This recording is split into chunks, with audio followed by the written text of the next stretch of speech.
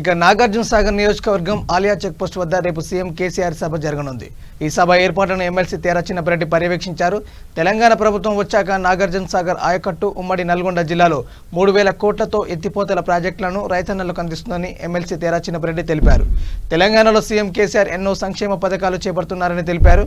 ఈ నెల 10న జరగనున్న సీఎం కేసీఆర్ సభకు పెద్ద ఎత్తున పాల్గొని విజయవంతం చేయాలని పార్టీ నేతలకు కార్యకర్తలకు ఎమ్మెల్సీ తేరా చిన్నపరెడ్డి పిలుపునిచ్చారు. అలాగే దేవరకొండ నియోజకవర్గంలో 4 పథకాలు ఉన్నాయి. అంబా భవాని అని ఇది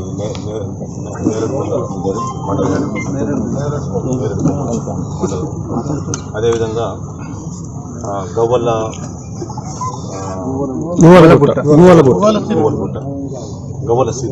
గవ్వల సిరి తర్వాత ఇంకా 2 చంద్రపేట ఇంకొకటి అది పెద్దగట్టు తర్వాత ఇంకొక మొత్తం 4 పథకాలు 4 దేవరకొండలు కేశవపురం విడారోడ్ కాన్ఫరెన్స్కి రాబోతున్న మనం అదేవిధంగా జాన్పాడు ఎత్తిపోతల పథకం వెల్లటూరు ఎత్తిపోతల పథకం విజయనగర్ కాన్ఫరెన్స్కి 2 పథకాలు మొత్తం 9 పథకాలు including Kodad R9 Ramapuram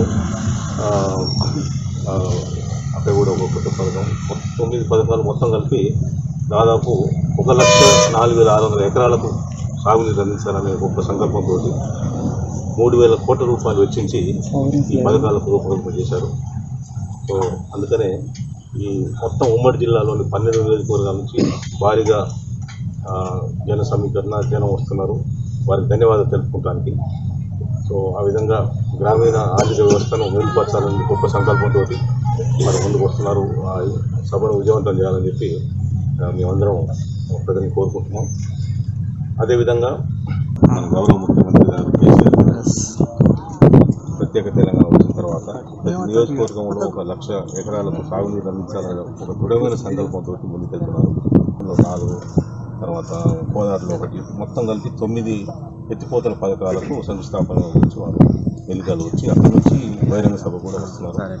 so వారికి ధన్యవాదాలు తెలుపుకోవడానికి ప్రయత్నం చాలా శుభసూచకం. గ్రామీణ ఆర్థిక వ్యవస్థను మెరుగుపరచాలని దృఢ సంకల్పంతో సాగునీరు అందిస్తేనే భూమి ఉంది మనకు దాదాపు 2,82,00,000 ఎకరాల భూమి ఉంది, కానీ సాగునీరు లేదని చెప్పి ఆ సాగునీరు అందించాలని చెప్పి వనరులు ఉన్నాయి.